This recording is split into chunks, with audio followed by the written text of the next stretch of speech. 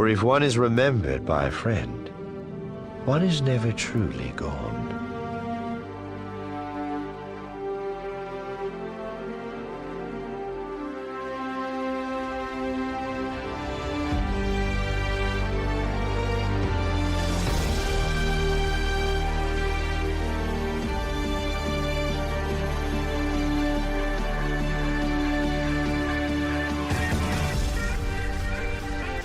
We would be honored if you would join us. Greetings from the galaxy far, far away. This is the Legacy of Star Wars podcast, brought to you by Fandom Empire. I am your host, Johnny, and it is exciting to be here tonight. If you watched last week, you know I took the week off dealing with the flu. Not fun. Do not recommend. Don't get it. We're back this week.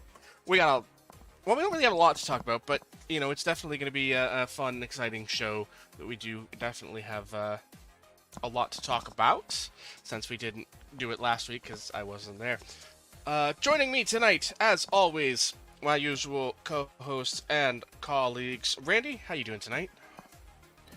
I'm not doing too bad. It's kind of gloomy and rainy here, which is, par for the course this time of year, but it's always good to be able to talk Star Wars and have some fun on a Tuesday night, and it just kind of helps brighten the day a little bit. I couldn't agree more with that last part. Sean, how you doing? Multitasking as always and struggling as always. Busy. Just trying to breathe and stay ahead of it all. That is the best way to do it. One foot in front of the other, as they say. Alright, guys, we got a lot in store for you tonight, but before we get down to the Star Wars of it all, let's jump in off the top. Of course, if you like the content, if you're enjoying the content, down below, click the like button, click the subscribe button, click the thumbs up, do all those things that help us defeat the evil algorithm. And if you want to contribute to the channel on another level, head on over to patreon.com/Fandom Empire. And you can contribute at whatever level makes you comfortable, and not is also an option. What we are barreling headlong towards a summer season that is just going to be jam-packed with content here in the Fandom Empire network of channels. So let's jump right into what we're doing. Obviously, we are less than a month away from the Acolyte. Huge. Cannot wait for that. So as we get closer and closer to that, we're going to start veering more and more into that. And of course, with that, we have the episodes of the show. But on top of that, we're going to dedicate a few weeks before the season starts, where we'll be talking about previewing and discussing things about the series, what we want, what we hope, things that we know, things we don't know, things we want to see, things we don't want to see, and all of your sort of generalized expectations and things of that nature as we get closer and closer. Of course, each and every week, we are going to be breaking down the episodes.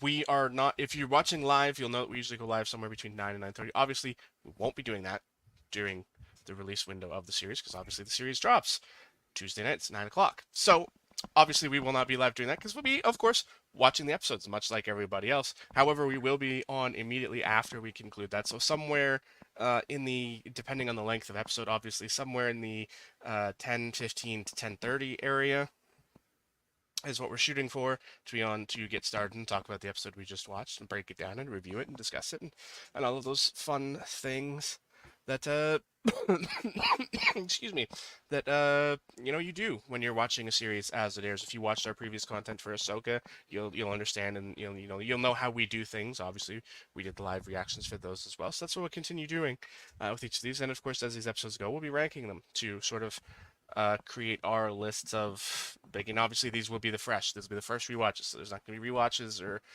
changing your mind. It's the gut reaction rankings for each individual episode. So there might be a giant mash of every episode is ranked close together, because it's very hard when you're instant reacting to things like this to not let that recency bias kick in, and if you think the series starts high, you might be like, well, how do we top this? And then every episode continually gets better, that your ranking system becomes hot garbage. And of course, knowing that this is Sean, he's going to have some ridiculous ranking system for us to use that he just hasn't foisted upon us yet. But I'm sure he has something cooked up that is going to make both Randy and myself go, you cannot be serious. But What was wrong with thermal detonators? Oh, don't well, encourage him, Randy. I don't have one for House of the Dragon season 2, which we're going to talk about in the other room tonight. But I, in fact, already have one for the Acolyte. And if you thought thermal detonators were bad, strap yourselves in. I'm regretting my life's choices already. Okay. Oh, I gotta stop laughing. This is the thing with flus, boys. They get all up in your chest, and you can't laugh for weeks after. I still can't laugh, and it's been jeez. I thought it was better when we went to see this movie, and you know what they say when you tell your plans, they laugh. Well, they laughed. All right. So, anything more you guys want to add on the Acolyte plans? Or are we good? Do you think we got it all? I don't have the direct number in front of me. Excuse me. But just like the channel as a whole, we're looking at 15 straight weeks of Westeros content. And I believe it's 12 weeks 12 of the Acolyte. And I believe 10 of those weeks are going to overlap. So, yeah, and whenever you needed to take a time out to cough, let me know. I get that. Asthma guy gets it. All right. So let's get right down to business then. It is time, obviously, for the HoloNet. Now, obviously, I wasn't here last week, so we couldn't do the big discussion of our May 4th weekend things that we did. Obviously, we went and saw a film that, returned to theaters after 25 years. And I assume you told them, I watched bits and pieces of the show last week, so you kind of told them our experience? Oh, yeah. I also caught them up on the information that you originally delivered, that it wasn't just us, but in fact, several people. But now I have further information to add to that. Okay, and it's not good, people. So, Randy, I don't believe you got a chance to go see it, right? I did not. Okay, so Johnny, let's start here. It's going to be a little bit of organic conversation. Movie details aside, because it's probably the first time you've seen that movie in a long time. Did you think that the picture quality sucked?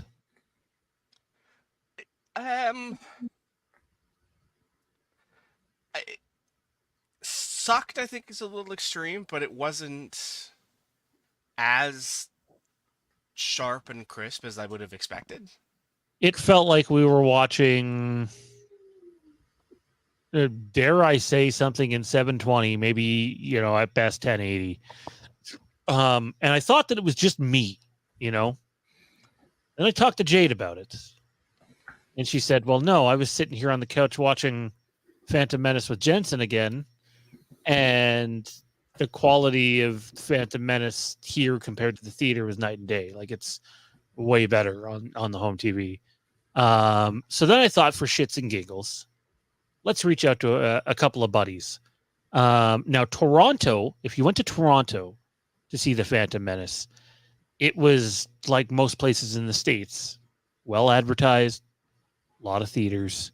I believe even some places in Toronto did the big See the 9 Skywalker films.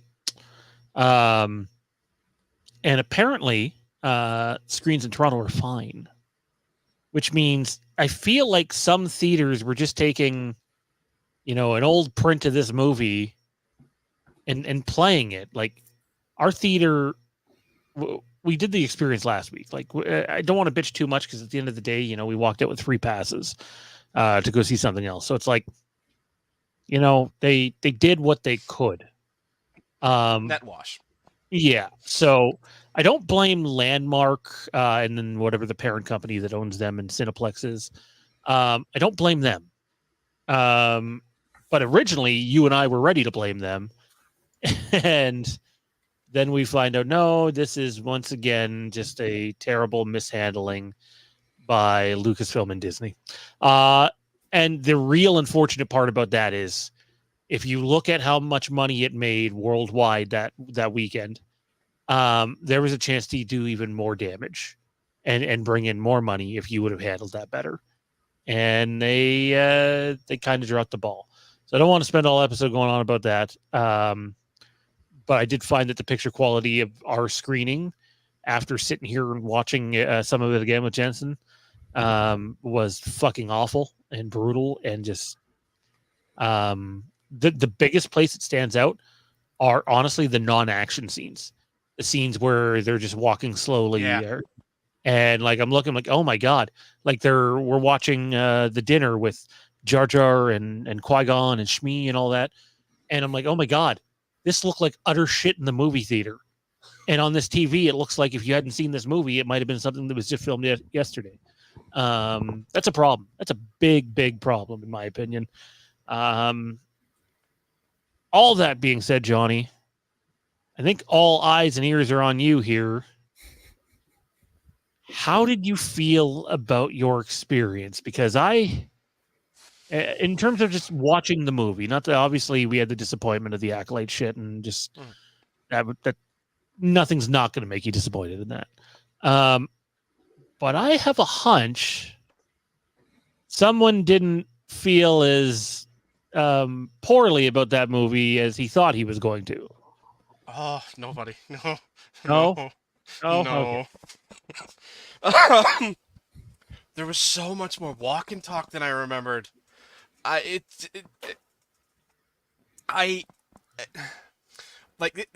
this is one of those times where being older, seeing something doesn't help.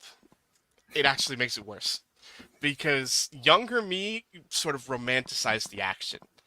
You know, like the pod racing and the battle at the end because it was something we'd never seen before. You know, like it was intense, it was fast, it was action packed, and it was so different than any previous Star Wars battle that we'd seen to that point that you romanticize it a little bit. And watching it this time, my thoughts kept going back to so many times when I'm sitting watching it, I kept thinking, when is something going to happen? What? When's the next action sequence? Like, there were times where I felt like I was watching an Aaron Sorkin movie. You know, there was that much walk and talk. And I honestly, I did not remember that much walk and talk in the movie. And it just, I kept waiting for the next bit of action and the next bit of, and the action sequences held up. There were definitely some parts where I was like, oh, this isn't nearly as good as I remember it. Like the final battle sequence. But it still was so much. From remembering, like the nostalgia glasses, you know, it's so much better in your mind. Probably because the movie is overall so bad for me that it, you know, you just got to push forward the things that you do like and make them so much bigger. But I mean, I'm not gonna say I didn't enjoy it because I did enjoy it, but there were definitely a lot of things that I didn't remember not liking about it. Realizing, oh, this is not helping. This is not helping the overall rating. It's not helping the ranking. But the things that I did like, I liked. The things that I didn't like, still didn't like. Overall, it doesn't. You know, it's a net. You know, it's a net. Like going to the movie itself, it was a net wash. You know, the movie didn't raise in my rankings and it didn't drop in my rankings, but there were different things that I noticed that I hadn't noticed before, and you know, they sort of balance each other out on spec. Part of it was probably, you know, seeing it and not having that crispness, not having that, you know, visual markup that probably would have helped.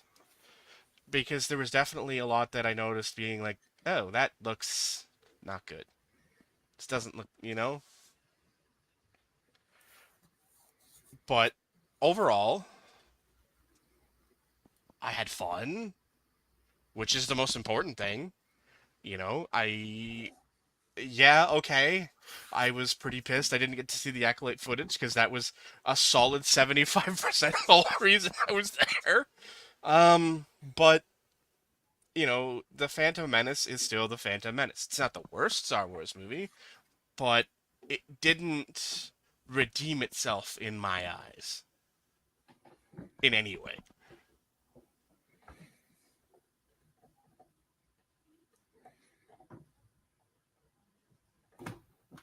Randy, what about you? Well, see, I mean, even though I didn't go see it in the theater, obviously, just about every cable channel had, their Star Wars marathon going. So I did watch plenty of Star Wars that weekend. I did end up watching The Phantom Menace, and I never really disliked it that much. Obviously, when I first saw it, first new Star Wars in forever, obviously, I was going to be through the roof. This is the most amazing movie ever, so on and so forth. Years go by, and I can, look at it and watch it honestly rather than, having those rose-colored glasses from just the fact that it was brand new Star Wars at the time.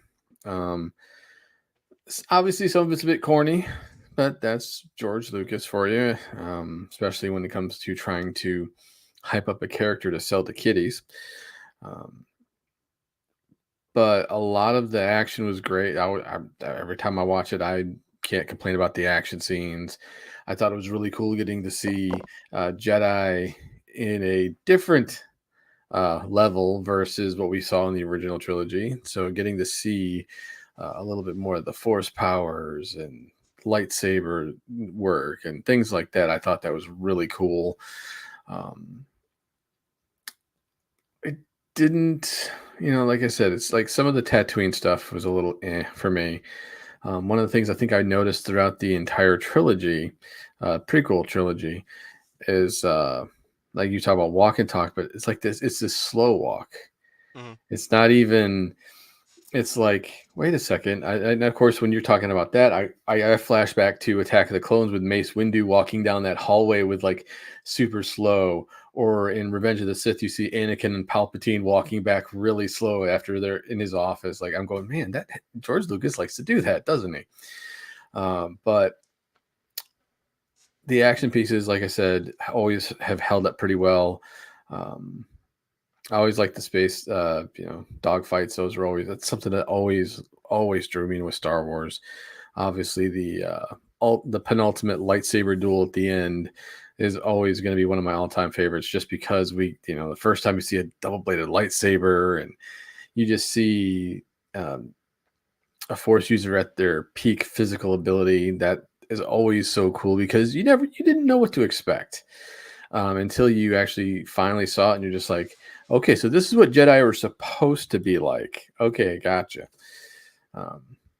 I can only imagine if just like that re-edit that someone did of Obi-Wan and Vader in A New Hope, where they give Obi-Wan kind of his little Force upgrade, even though it's all CG and stuff, it's still really well done, and I can imagine that's kind of what we would have gotten if the skill and the effects and things like that were all there back in the 70s.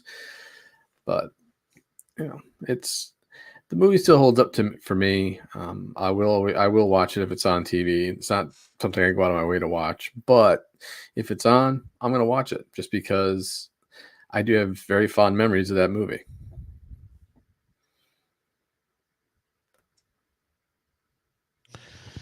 So, I guess in the cons, I would say I was sitting there watching the movie. And actually, hang on. Let me take one step further back.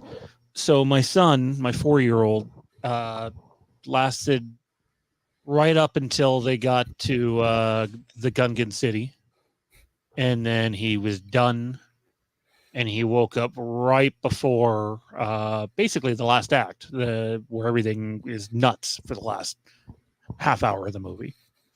He loved the last half hour of the movie. It is a lot of walk and talk to ask a child not even just 4, 10 and under to sit through in order to get to the payoff. It is a very, very slow start, minus Obi-Wan and Qui-Gon. They kill some droids at the beginning, and then they kill some more droids to free Padme, and then you have the escape. But then, that's it until the pod race. That's it. The rest is a lot of talking. Adult me, no problem with that whatsoever. Which is why, in fact, I like the movie more now today than I did prior. I appreciate it. I appreciate a lot of the little things that are hidden in some of the dialogue, some of the backstory that you can read into. But if they were to recut that movie, I would think that you probably want a little more action in the first 45, 50 minutes of the movie.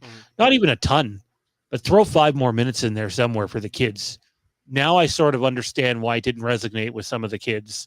When I was, a kid watching this, 11 years old or whatever, I liked Phantom Menace and I loved the lightsaber stuff at the end, but I don't know if I ever felt about the Phantom Menace like I do the original trilogy. But I don't know. It is a well-casted movie. Jake Lloyd, honestly, I was really paying attention to his performance during this because we spoke about Jake on the show not too long ago, and the trials he's going through in his life. And I got to tell you, I don't know why he gets the shit he gets. I got why I was there for a long time, but after rewatching this movie and considering some of the other child performances I've seen in other movies, I sit there and go, leave the guy alone. I think he did as good as he could have done with the material that he was given. He's playing a 9-year-old kid. He was probably 9 at that time, or close to it. It's too bad. I also didn't find Jar Jar to be that bad, other than the same opinion that I've had for a long time. It was probably too much, right? They probably spent too much time with Jar Jar, extended too many scenes to get in a laugh with Jar Jar. But the film as a whole, if you're a fan of the Jedi or the politics in Star Wars, this thing should hit home to you. You're not just dealing with the inner political battle of the Jedi Order, which you start to see in person for the first time. You are dealing with Palpatine's machinations here, and he's got the grand scheme in place. He is the Phantom Menace, and he's pushing out Valorum, and he's using Padme to do so, and still using the Jedi Order. There's so much great shit here. That being said, I do think a movie can be so good in one area that it can overcome its weaknesses. And I don't know to this day if there's a better last act in Star Wars than The Phantom Menace. And that includes the likes of Empire Strikes Back, Revenge of the Sith, The Force Awakens. I think you'd have to sit down and really look at just the final act in all of those movies and go, which one just keeps hitting you nonstop? And you just get more and more and more and more and more. Maybe that's too much for people, but the Phantom Menace, fellas, let me tell you, that last act, there's a reason my kid woke up and then, his eyes stayed glued to the screen for the last, 30 minutes, 40 minutes of the movie. It's amazing. I wish the picture quality would have been better, but considering what we had seen before then, old man versus Vader, young Luke training versus Vader. Vader doesn't really want to kill him. Luke again versus Vader. Neither one want to kill one another in this one. We've never seen a real Jedi fight before then, ever, if you want to get technical about it. And Phantom Menace is the first we've seen of that. And I just have to say the use of Duel of the Fates in that battle. And it again, whenever we watch Revenge of the Sith, is incredible, and it's one area that I think they've gone wrong in with some of the lightsaber fights in modern era is a lot of the times they like to take the music out of it now, and I think that's a death sentence. Star Wars is meant to have underlying themes to them, and with Phantom Menace, it's not hiding anywhere. It's in your face. It's Duel of the Fates. It's the fate of the galaxy essentially hangs in the balance of this battle. What of Anakin's toast? What of Obi-Wan's toast? A lot changes. I dig it. Love the film. And honestly, if I had to sit here today, I would say I'd have to think long and hard about what film I like better between this one and The Force Awakens. So it's definitely ahead of the other two sequels for me. That's By the way, I don't think anybody can say recency bias. The film's been out 25 years. I mean, you did just see it in the theater a week and a half ago, though, so I don't know. Does that reenact the recency bias? But no, I mean, you're right. A lot of the things you said definitely make a lot of sense, and I think that's part of the thing for me is I think back to, the all of the advertising and stuff like that, and it just, I don't know, it made it seem like it was going to be so much more action packed than it ended up being. That's probably a good chunk of why it didn't resonate so much, because I think you're bang on there when you go back and look in the trailers for sure. Yeah, like it sort of promises so much more action, and then when you actually look back on the trailer and realize that, the scenes contained in the trailer are about 80% of the action across the entire film, it's probably not a good thing. And that's something I haven't really ever thought about until now, but I think that definitely didn't help. But, you know, looking at it with more of sort of the seeing the sort of looking deeper into things, you're right. You definitely see a lot more now and think of a lot more now than you do. Like, to the point that when I'm watching this, my brain sort of did a backflip. Like, wait, Palpatine's from Naboo? Like, in my brain, those two things just didn't, never been a correlation in my mind. Like, I know that, but it's like, nah, that doesn't seem right to me. What do you? He's not. And then you see it, and it's like, holy shit, he's the senator from Naboo. What? Why is this fucking my brain so hard? But it definitely did that. But no, it's a lot of the little things that you notice that you see that you didn't see before, and like you said, I too was being a bit more. I don't want to say critical, but focusing a bit more on Jake and his performance, and even watching it, I thought he's not the problem. Like his actual performance of the words. Do you think he's fine in Jingle All the Way? Yeah, me too. I think this is just one of the first cases, maybe, of someone who is treated horribly by people online, and he gets shit on for such stuff that's not his fault. I mean, I've always said this, though. I mean, I think 90% of the problem. Yeah, it is. Sorry. Jade's like, oh my God, that's the same kid.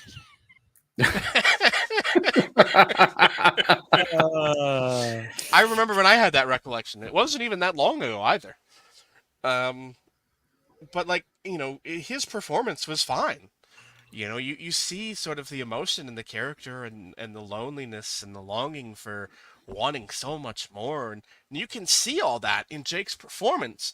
But then there are times where the writing is just so atrocious that you're like, I can't take you seriously right now because the words you're saying are just garbage.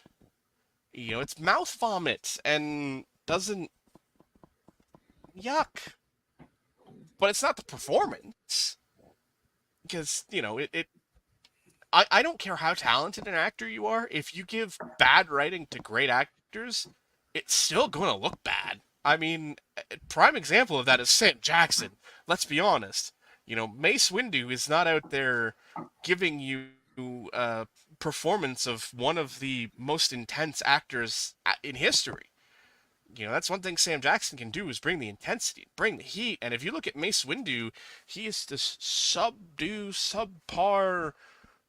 elitist, holier than thou asshat that's just, you know, Samuel L. Jackson would have been like, in my mind, you tell Sam Jackson there's a Sith, Sam Jackson's response is, let's get that motherfucker. Not, no, I don't believe you. We haven't seen one for 1,000 years. No, his response would be, let me shove my foot in his ass. Something of that ilk. But, here he is being the calm voice of the accounts. Like, that's not Sam Jackson. But that's not Sam's fault. It's George's fault. Because I love you, George, but you're not a very good writer. You're a great storyteller, but you're not a very good writer. He needed a Lawrence Kasdan in the prequels. I have no mind. And that's why Revenge of the Sith is the best out of the 3 prequels. Is he's able to have strong emotional moments, but so much of it is carried by the action, and almost all those moments have action attached to it. So it doesn't allow some of that writing to struggle the way it did in the prequel trilogy. He didn't have a Lawrence Kasdan in the prequels. He needed one. I mean, we've said many times, you can only give an actor so much. Whether if it's a bad script, bad directing, they're only going to be able to do so much. And I think that's one thing that a lot of people don't think about.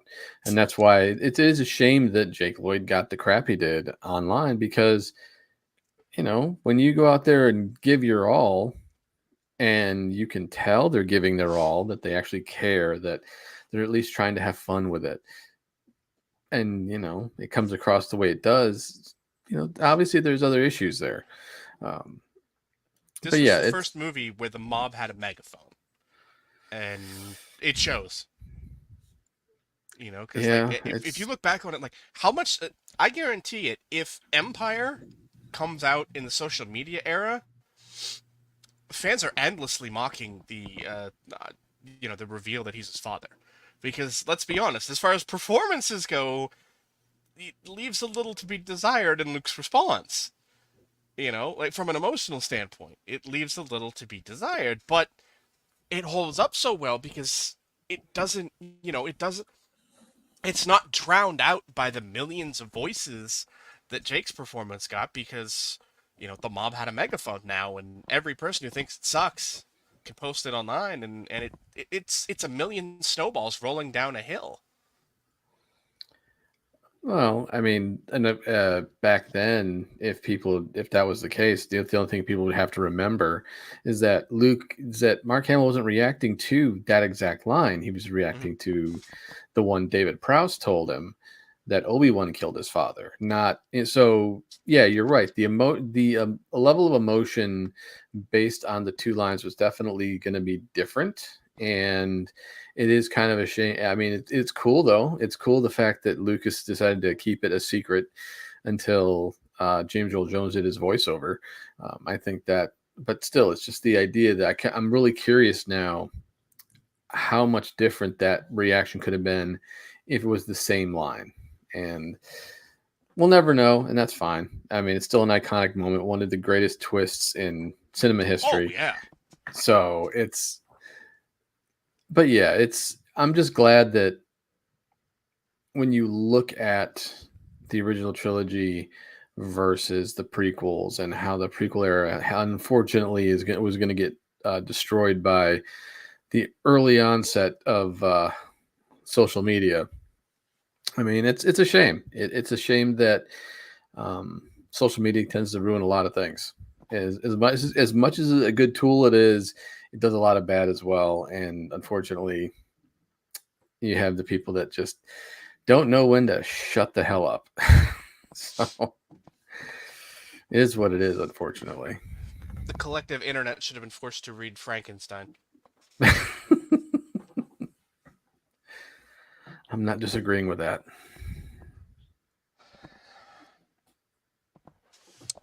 Anybody have anything you want to add? I guess I would like to know, focusing in specifically on the lightsaber battle at the end of the movie.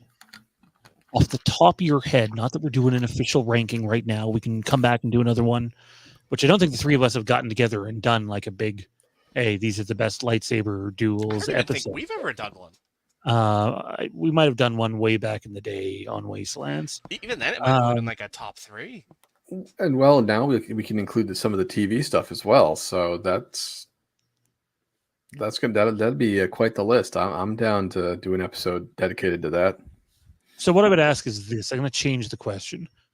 Has anything they done in the Disney era, in terms of lightsaber battles, matched what we see in the Phantom Menace?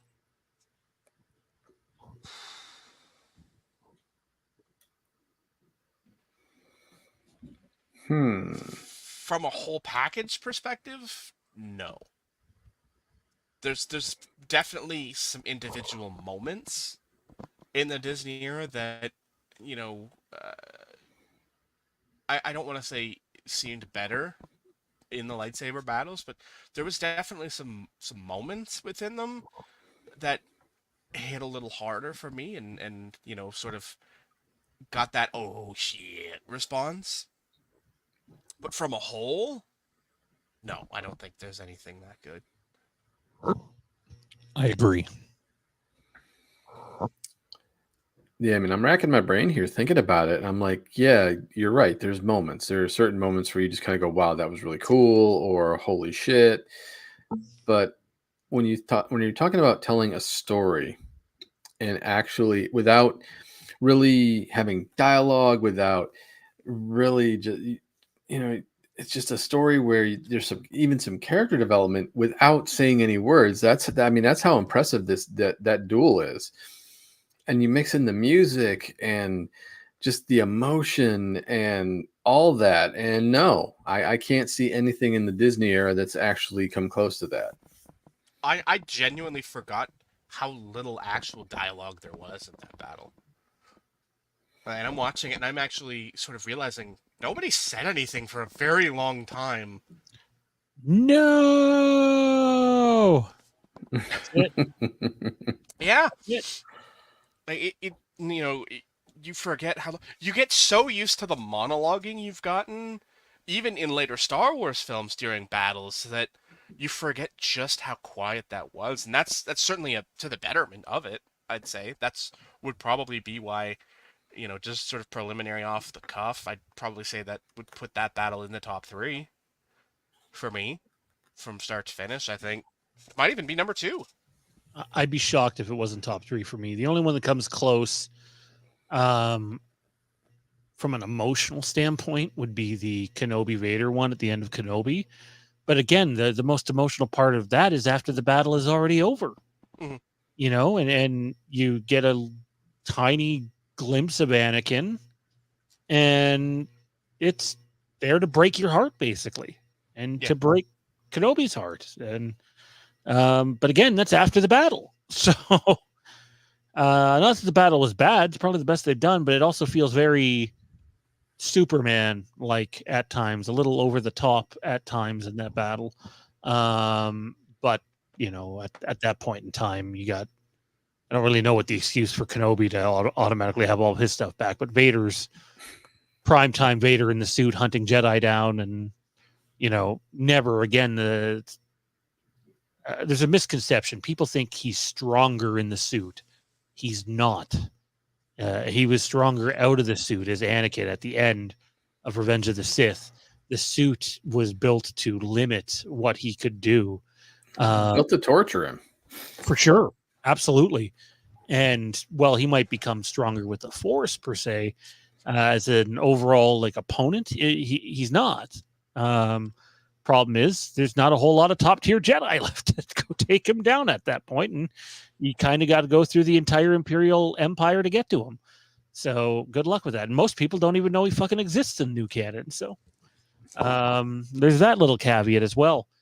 All right, so let's do this. Let's give people a preview of our Acolyte ranking by ranking the Phantom Menace. Viewer discretion is advised. Oh no. Rank Star Wars Episode 1 The Phantom Menace by how many Neimoidians out of 10? Oh my god. I can't with that because it looks like Jar Jar's actually got his hand on my shoulder. Oh wow.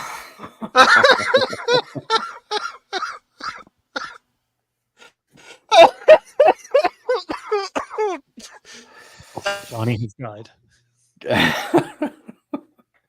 You killed the host.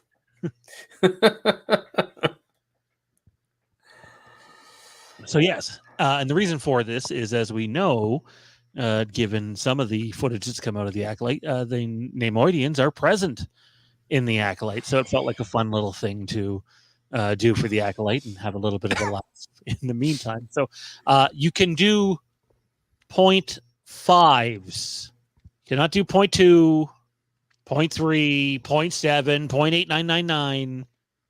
You do 0.5s. So there's still some limits, but we've gone all the way up to 10. There's a little more leeway now. Well, I give the Neimoidian wearing the disguise glasses a 10 because that's just something about that is just it's making me giggle, which is hazardous to my health right now. I don't know. Darth M count up there in the right. 5.5 Neimoidians out of 10. 5.5. Randy? I feel like 5.5 is too low. Me too. As I've gotten older, as I've gotten to the point of where I could just sit and watch the movie and not look at it like I did back in when it was first released.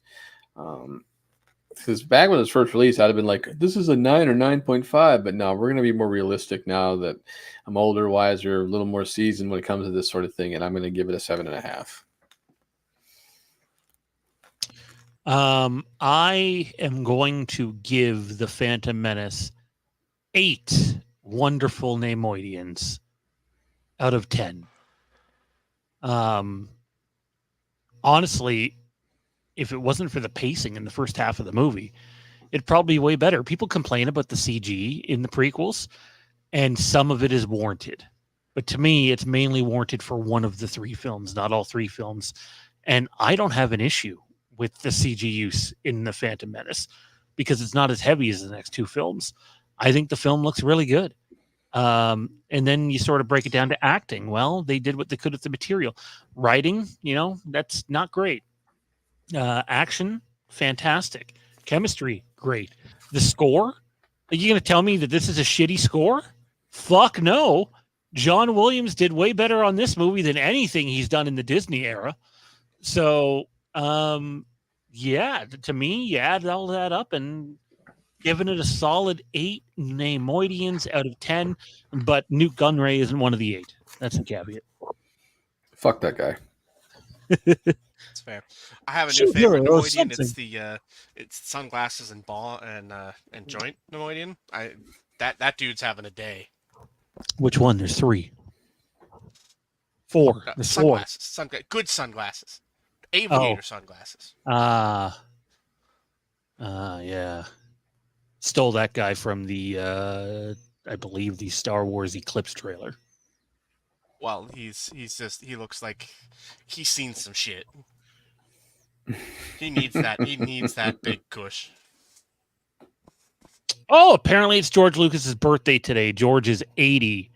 Happy 80th birthday, George. You keep 80. Living your life and going to all those, public food places and not giving a shit if people film you. Good on you. Yeah. So I gave it 8 Neimoidians out of 10. Randy gave it 7.5. Johnny gave it 5.5.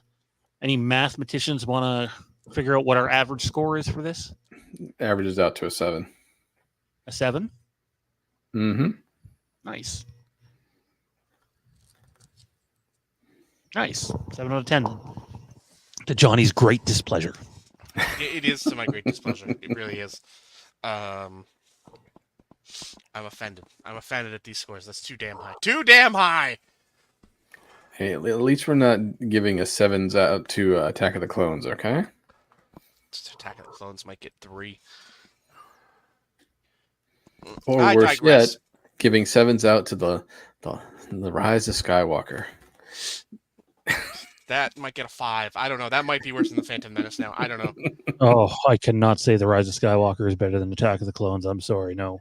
But the biggest problem I have with Attack of the Clones, and we're not going to wait to the re-release to do that film, is quality control.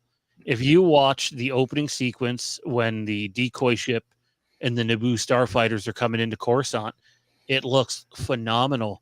Like top of the line, best they could possibly make it look. Great money shot to open with.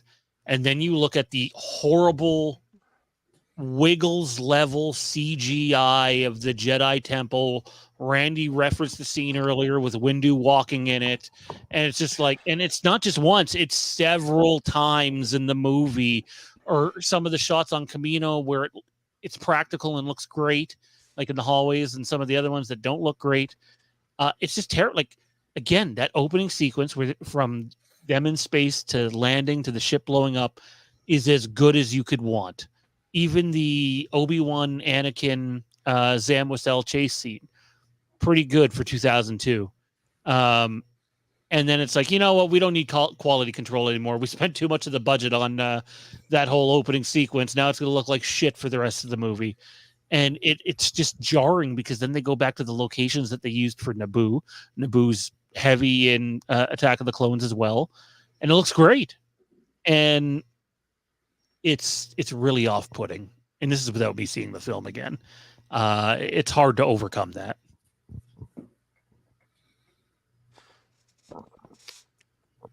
You mentioned the Wiggles, and now I'm thinking about that EDM album that dropped not too long ago. Thank you for that. Okay. Let's get this back on track. It is now time for Game of the Week. It was brought to my attention at some point this afternoon, like when the show notes came out, that it's my choice for Game of the Week, and I was woefully unprepared before the show, and as we were discussing it, Sean pointed out, you've got a pretty obvious choice if you want to pick it, and so that's what I've done. I've went ahead and picked it. Because once we saw the Phantom Menace, we proceeded to walk around a corner to an arcade and spend a couple hours there, and to our great satisfaction, they had a Star Wars game. So we are talking Star Wars Battle Pod was the game in question that we played, and I'll say this much, friend, you are a much better wingman than your brother.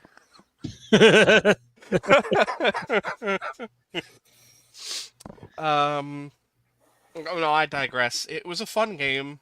We played it 3 times, you and I think. Yeah, one went pretty. I mean, at the end of the day, I don't know if you could call any of them a success, but one. None of them. We did not succeed at all. But one we were doing failed very less spectacularly well on one of them. Yeah, one we did very well on. Had a pretty high score. I felt pretty good about how many people I had killed. So we did the trench run, Randy, and then I think we did the trench run again, and then we did the Death Star 2 trench run. We did the Death Star 2 trench run first, which was brilliant because that was a hard difficulty level. Yeah. And that was the one we did first. Yeah. So Jesse was like, you guys might want to start on something easier. Fuck off. But we learned one valuable lesson between the 3 times that you and I played together. And I know my brother and you played some more, is that the Rebel Alliance should not count on us to save their bacon. No. Because they would have been dead. I think in all of the times we did it, I did the trench run twice with you, and then I think I did it twice with your brother.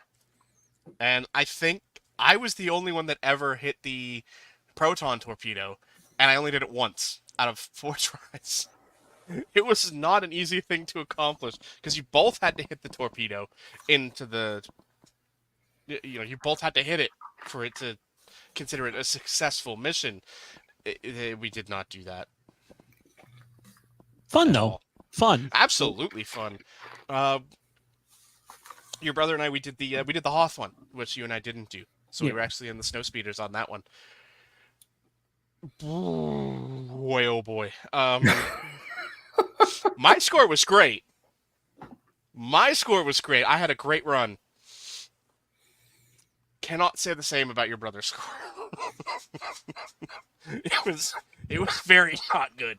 Can't say I was divided like 5 different ways. I'll say one thing: you're going to spend a couple hours in the arcade, and you're trying to get a little time in with the wife, and you have a few of your friends there, and your 4-year-old son, and your 15-year-old son, and just try to keep everybody. Yeah, it's hard to spend time with everybody and then still get some game time in. But I will say, I did make a return to air hockey, and my brother didn't fare well there either. So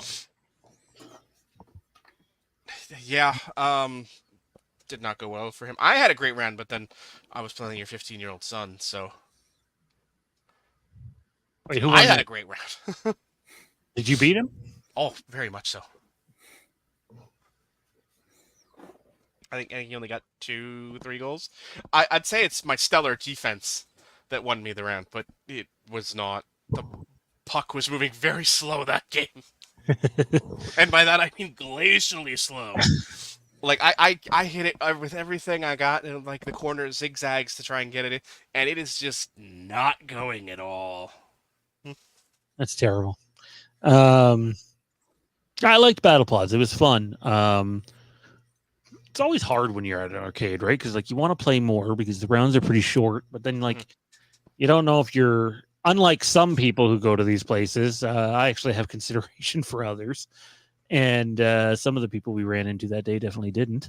But like I'm always like, okay, well, I think it's time to let someone else get in. I might be holding someone else up from playing that I don't see. So it was fun. I'd do it again. It was a hoot. I was that guy once when your brother and I were in the Jurassic Park game. Oh yeah. We did all 9 levels. There were definitely times where we were like, "What?" But yeah, we completed it. Nice. I didn't complete Halo that time, but we've completed Halo there before. And that's fun because that's a long one. Yeah, it is. That was a very It was a fun one. No, I gotta say, I enjoyed playing that one. Randy, you play Battle Pods? Unfortunately, no. We did have, and the thing is, we did have them at like Dave and Buster's here, but the thing is, I didn't go to Dave and Buster's enough to actually be able to enjoy them. By the time it's like in between visits, it'd be like, oh, look, it's there, cool. Next time I go, and next thing you know, it's like months later, and it's like, oh, they don't have it now, and you're just like, the hell, man? Why is it only a few months? I mean, they had the Star Wars arcade trilogy machine there that I played many times, but still, the battle pods did not last long, and I'm not sure why. Maybe they just weren't making money, or it was too hard, or whatever. For some reason, I just never got the opportunity, and it bums me out because it sounds like something I definitely would have played the hell out of. It was definitely a fun cabinet. I wish I had done all of the levels, but we'll go again sometime. Tell you what though, the hidden fees and shit, and I know that's the society today, but like for an arcade thing, it used to be the type of thing where I think when they first opened, it was only like 23 for the 2 hours, which isn't bad, and now it's like 34 after taxes. And it's like, okay, well, I'll do that once in a while, but that's about it. Yeah. And that's not even including, some of the other games that you'd want to play and try out and, do the experience of. All right. All right. That is going to do it for this week's Game of the Week. Who has next week? Randy, I think. Well, before we go any further into that, I was thinking for Game of the Week, why don't we do one where it extends a few parts and we get like, into more detail about the game, where it becomes a more significant segment heading into actually scratch that, just do that. But anyways, at some point in time, I was want gonna to say, I think we're holding that until after the accolade for the down period, right? yeah, because it's basically going to begin next week. Yeah. So we'll give Randy the game of the week. But anyways, where I want to go with this is I want to do 3 or 4 weeks in a row of just Knights of the Old Republic and spending 15-20 minutes on the game each episode and going over a ton. Like it's you can't talk about Knights of the Old Republic or the second game or even the Old Republic or several other games in 5 minutes and get past surface level stuff. Yeah, it's definitely not easy to do for some of those games, that's for sure. I think that's part of the reason why we've been holding off on choosing some of those types of games. It's sort of by gentleman's agreement. But, yeah, we'll save them for the summer lull, and we can devote more time to it when we don't obviously have a new series to talk about. Alright, it is time to hit the hyperdrive and head to the outer rim. And obviously today, a nice new House of the Dragon 2 trailer. Didn't even know this was happening. I'm sitting there preparing tonight's stream, preparing a project that I start tomorrow that I'm almost a little nervous about. More on that later. And I see it pop up. House of the Dragon Season 2 trailer wows people. I'm like, well, this must be old. And I click on it. I'm like, oh shit, this is from 2 hours ago. So I'm like, all right, let's react. My extent of this was seeing it on screen before the show started and being like, wait, there's a trailer today? What? So obviously I have not seen it yet. So this is it, first time viewing for me. So I'm going to talk over some of this and we're going to pause it. Not a bunch, but just enough so that the stream doesn't get taken down. And we'll see how this goes.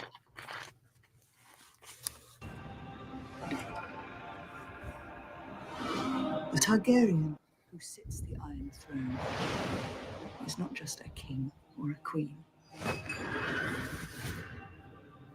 They are a protector of the realm. Now I find myself in an impossible position. All hail King Aegon! So, really quickly, before we continue, obviously Aegon's coming in here. We don't spend a whole lot of time with this character in season 1. I have just rewatched the first season of this. He ain't in it a lot. That's just cut and dry. Where do you guys fall on Aegon? Obviously, what we do see is not good. But is there more than meets the eye with this character, or do you think he is kind of black and white like Joffrey? I mean, I wouldn't compare him to Joffrey. He is much more. No, but there was no doubt what Joffrey was, is what I mean. Like, okay, well, then in that regard, sure. He's like he's what happens if Paris Hilton gets control of the Empire. You know, like it just. Wow, what an analogy! It just, he's no. You no.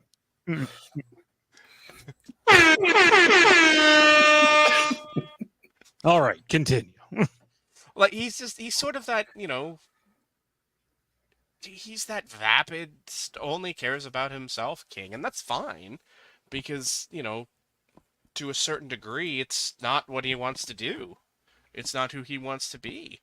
He'd much rather just drink and whore himself, and just, he wants to be Tyrion, not Tywin, and that's fine. There's nothing wrong with that. and it fits him when he can sort of be himself, but he's not the calculating king that you want him to be. He's not that evil and dark type king that you want to root against. He's more the why am I even here king? I don't actually want to be part of this. Take the crown and let me just go get drunk in the courtyard type king, Randy, where do you fall with him? Do you think there's more than meets the eye to Aegon, or is this guy just a shit face? I think with season 1, they kind of just, gave him not a whole lot to work with, which is fine. Gives you a little more of that mysterious nature about him going into season 2. And I think we're going to see a little bit more than what we are expecting out of him in the season, since obviously he's going to have to be featured a little more prominently than he was during season 1. So I feel like whereas Johnny does kind of hit it on the nose, especially for season 1, now we're going to season 2. I mean, I don't know if there's going to be a time jump or if they're going to kind of, start off where they left us off. But I think there's going to be more to him this season than we're expecting. Okay, so I'm going to say a term, and Johnny, I think you know what it means. I think you do. Randy, if you don't, please don't Google it. Do you know what blood and cheese is, Johnny? Okay. Oh yeah, we talked about it before in vague, sort of roundabout ways, because every time it's come up, one of the co-hosts on the panel has no idea what it is we're talking about. It used to be Zach in that role. I've had no idea what that was, so we sort of talk circles around it. I think he's gotten spoiled in terms of that. I think he knows what it is. He knows what it is now? Yeah, well, he flat out asked me about it, and I was like, because I know when we were doing season 1, he didn't know it at that point yet. So, so if you hear the term blood and cheese, but you don't want to be spoiled about House of the Dragon season 2, don't Google it. Make no mistake, people will be talking about it online soon enough. That's fair. That's very fair. Yeah. Especially if it plays out the same. Yeah. Do you think that will change your answer that you just gave to the question, or no? And I don't want to be any more specific than that. Yes and no. I think it will give him more of a reason to be present in it, but at the end of the day, it's not what he wants, and I think that's just going to further drive that wedge of, if you just let me be who I wanted to be, that wouldn't have happened. I think that's probably something we'll see actively play out in a scene in a bedchamber or something of that sort. I agree. Now I'll ask you, Randy, do you know what blood and cheese is? It does not sound like a familiar term to me. Okay, don't Google it. Don't Google it. Don't. Yeah, it makes me feel like I'm going to get put on like some sort of special watch list if I Google it. Well, no, but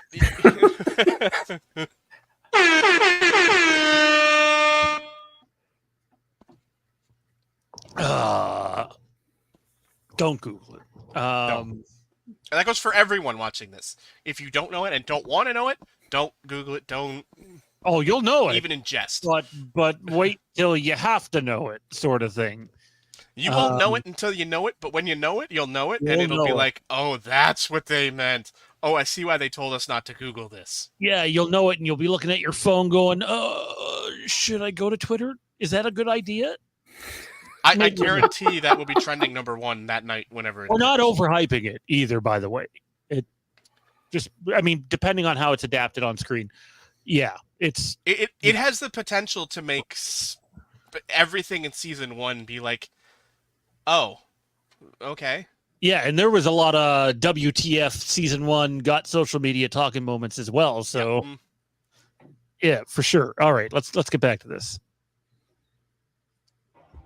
The enemy have usurped my throne. We're going to King's Landing. Going to King's Landing. What are we going to do about it?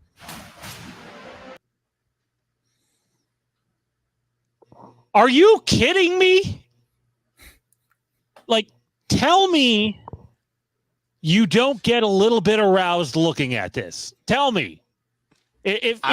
This is gorgeous. I don't even it yeah, like it's I don't want to use the word perfection. Well, then don't. But you can this stay is close to cinematic as it gets. I'm a hell of a shot. You, Disney, on all of your projects. Please, for the love of God, stop corner cutting. It is and I'll even say this, like even from HBO standpoint, this is 1,000 times better than any time we ever saw King's Landing in Game of Thrones. Yeah, like I mean, people shit on season 8, but King's Landing looks amazing during that siege. It's fantastic. This is mesmerizing. It's great. You can see the castle fortification going all the way up the picture there to where 12 o'clock would be. It's like I see this and I get fucking excited for the show. Like, wow. Yeah. This is fandom porn, people. This is fanography or something. I don't know. But like I saw this today. I was just like, are you kidding? Like, we must play the board before us. Proceed cautiously. Fuck dignity. I want revenge. News spreads through the realm. The great houses will come to our side. I did not think they would be so eager to die. My ships sail at your command. The realm's only hope is in a leader strong enough to unite it. Do you accept me as your queen and ruler? how do we feel about Daemon?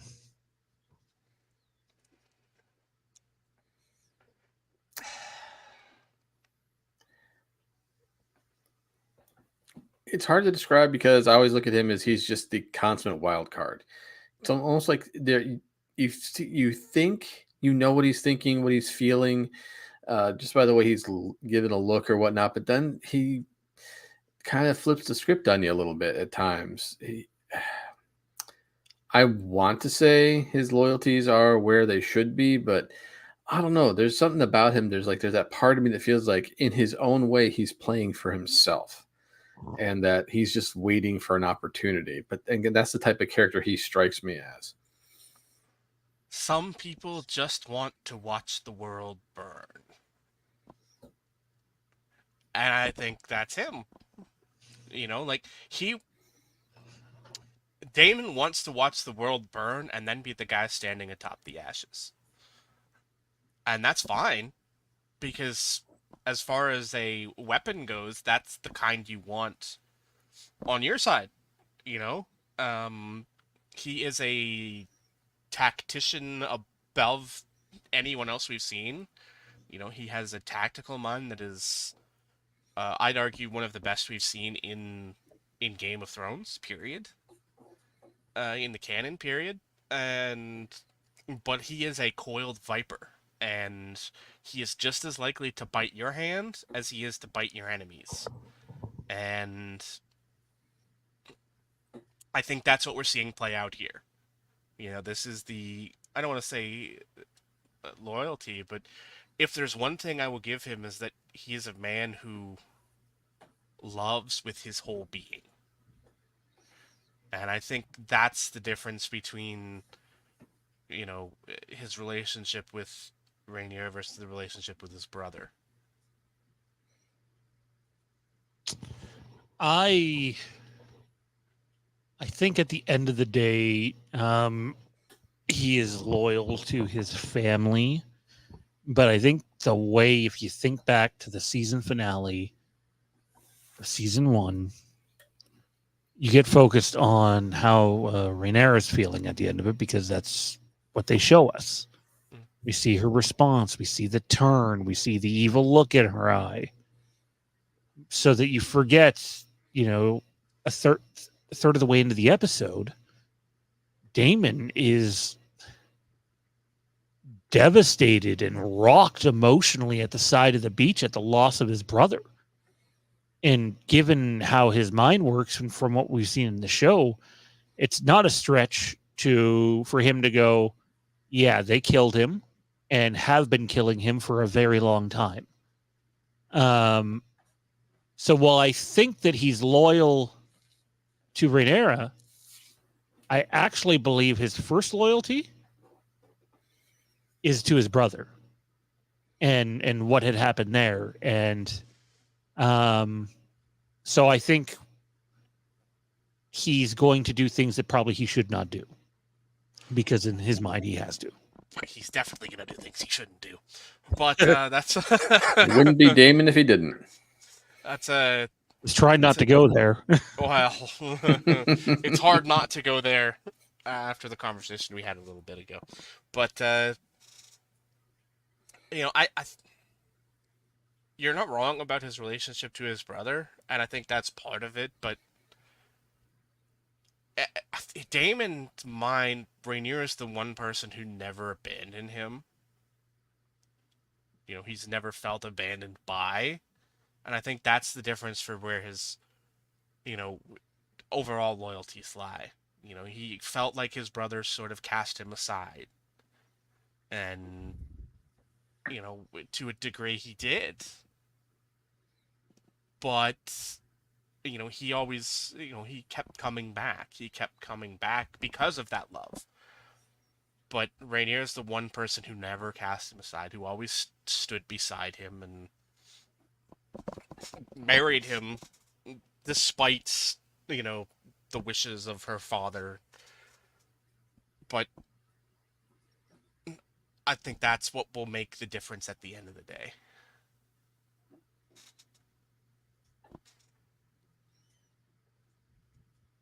I wish I could get jazzed about this and or Rings of Power. Yeah, I heard some people not very happy with how Rings of Power Season 2 looks, and we're shitting on it compared to this House of the Dragon trailer, but I would also remind you that this is the final trailer for House of the Dragon before the season. That was just the initial trailer for Rings of Power. Not that I have seen Season 1, because I have not. Sorry, guys. But I think everybody wants to judge something before they see it. For some people, I think that's definitely true. But I can also understand, not being jazzed about it, because you're either in it or you're not in it, and that's fine. It sucks that, you want to be jazzed about it, but can't find your way to that. That sucks. I've definitely experienced that with other shows that you want to be hyped for, but you're just not. I can honestly say I'm probably as hyped as I could be for House of the Dragon Season 2 and The Acolyte. I think we're going to be treated very, very good for a short little while. About damn time. Agreed. Let's finish this trailer off.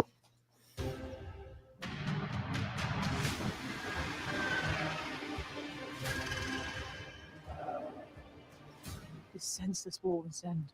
Shall none of us prevail. Not like this. Alicent towards love for our enemy. That makes her a fool. How do we feel about going back to the Wall and seeing the Starks? I mean, had to happen, right? And it's as much as it's part of the story itself throughout the history of Westeros. It's always cool to see the visual of the Wall, regardless.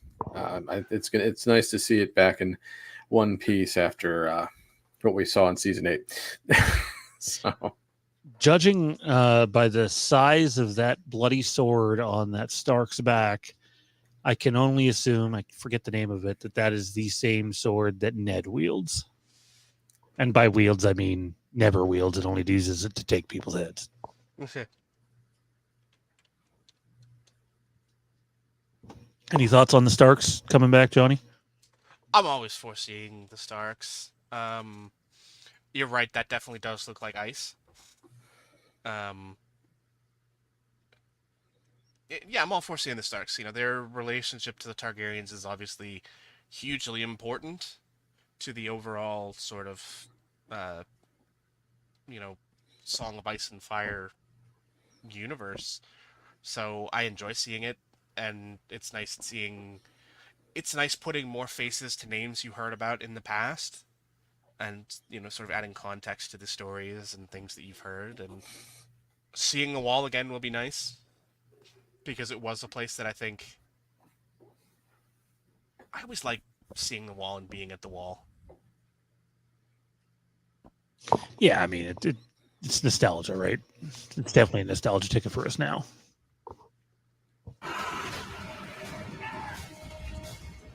The enemy without may be fought with swords. The enemy within is more insidious.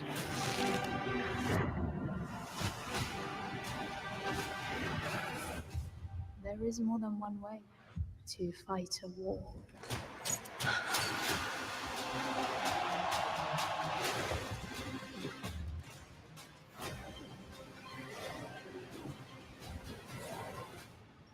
War is coming, and neither of us may win. And that's the trailer.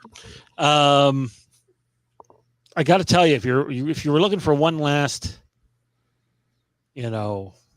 punch in the marketing in terms of getting people excited, not sure they could have delivered much of a better trailer than this one. I agree, and that's I'm not gonna lie, that's a hell of a last shot right there. Yeah. It's something, that's for sure. Where to close out the show here, fellas? Where is your excitement level for House of the Dragon season 2? For me, it's right up there with my excitement for the Acolyte. It's actually one of the few bloody, gory shows that my wife will watch with me because she's not into that stuff, but she loves the story that much that she just has to watch it. And that's awesome.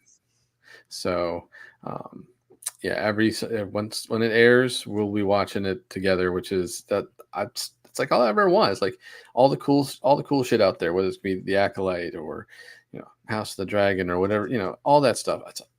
It's nice to actually have that. So I'm just really excited for it.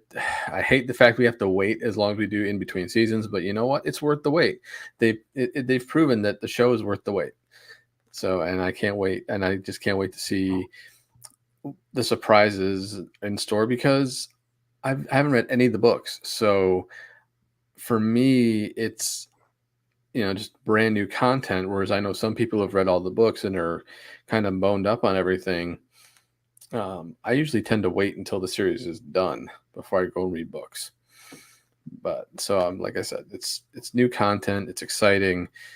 Looks great, and I know that we got a hell of a story coming our way. My hype is high. It's not as high as the Acolyte. But it's all going to come down to storytelling, which they've done well to this point, and how much sort of things, it's a shorter season, which doesn't help it. So I'm hoping they don't rush, and I want the story to have its time to breathe. I don't want to feel like season 8 all over again, where it feels like everything was just super duper rushed to try and get to a predetermined point in the story. Yeah, I definitely don't want that again. That's definitely my biggest issue with season 8. And it did a disservice to the excellent storytelling that came before then, right? So I'm excited though, and we got tons of content coming on all of it.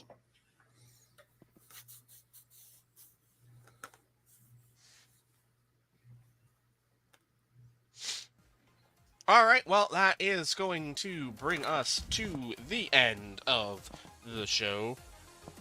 We hope you guys enjoyed it. If you did, head on down below, click the like button, the thumbs up, subscribe, all notifications, all that stuff.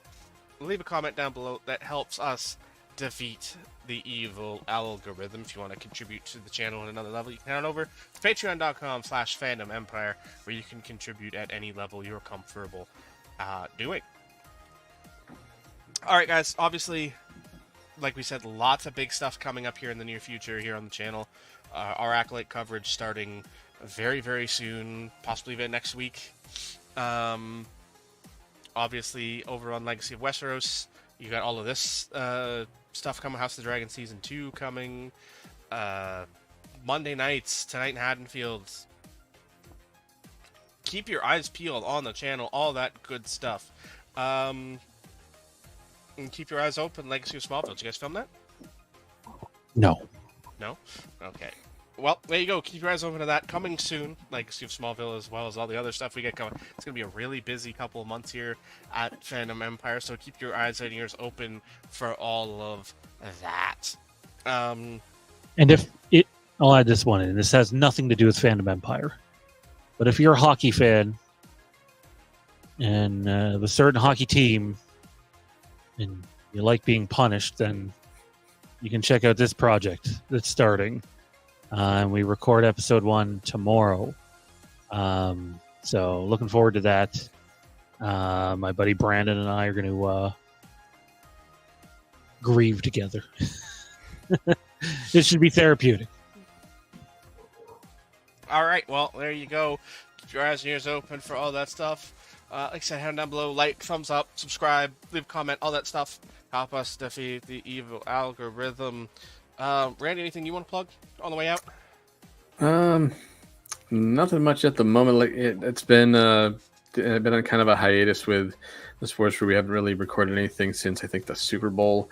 So obviously, as we get closer to the football season starting, we'll probably pick back up. But other than that, it's just I'm here on Tuesdays, and yeah, maybe catching glimpses of me here and there when the House of the Dragon starts up. You never know. All right, guys. Well, there you have it. We hope you had fun. We'll see you next week. May the Force be with you all.